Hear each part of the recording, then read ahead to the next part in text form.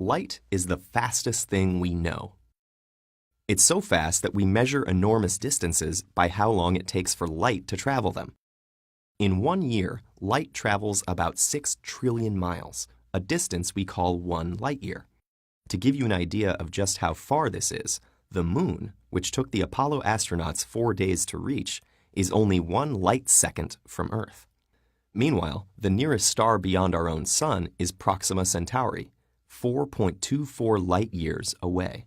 Our Milky Way is on the order of 100,000 light years across. The nearest galaxy to our own, Andromeda, is about 2.5 million light years away. Space is mind-blowingly vast. But wait, how do we know how far away stars and galaxies are? After all, when we look at the sky, we have a flat, two-dimensional view. If you point your finger to one star, you can't tell how far this star is. So how do astrophysicists figure that out? For objects that are very close by, we can use a concept called trigonometric parallax. The idea is pretty simple. Let's do an experiment. Stick out your thumb and close your left eye.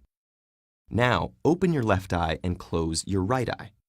It will look like your thumb has moved, while more distant background objects have remained in place. The same concept applies when we look at the stars. But distant stars are much, much farther away than the length of your arm, and the Earth isn't very large, so even if you had different telescopes across the equator, you'd not see much of a shift in position. Instead, we look at the change in the star's apparent location over 6 months, the halfway point of the Earth's year-long orbit around the Sun. When we measure the relative positions of the stars in summer and then again in winter, it's like looking with your other eye. Nearby stars seem to have moved against the background of the more distant stars and galaxies. But this method only works for objects no more than a few thousand light years away. Beyond our own galaxy, the distances are so great that the parallax is too small to detect, with even our most sensitive instruments. So at this point, we have to rely on a different method, using indicators we call standard candles. Standard candles are objects whose intrinsic brightness, or luminosity, we know really well. For example, if you know how bright your light bulb is, and you ask your friend to hold the light bulb and walk away from you, you know that the amount of light you receive from your friend will decrease by the distance squared. So by comparing the amount of light you receive to the intrinsic brightness of the light bulb, you can then tell how far away your friend is. In astronomy, our light bulb turns out to be a special type of star called a Cepheid variable. These stars are internally unstable, like a constantly inflating and deflating balloon.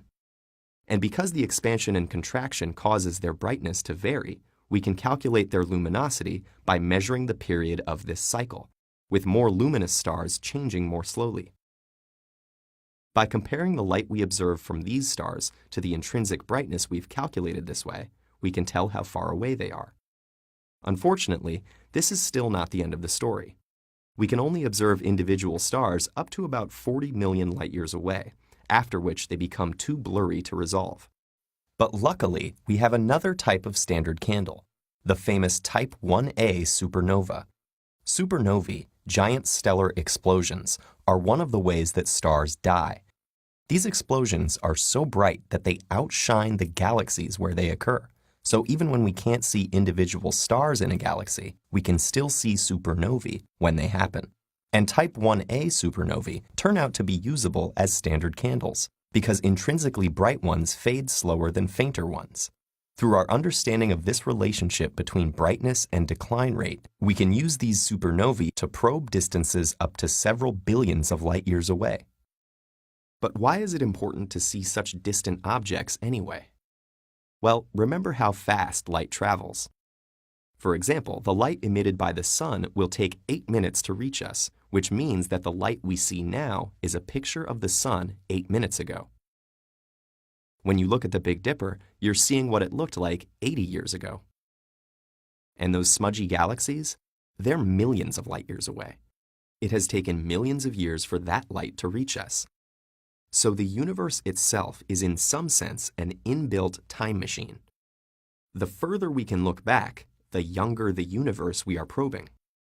Astrophysicists try to read the history of the universe and understand how and where we come from. The universe is constantly sending us information in the form of light. All that remains is for us to decode.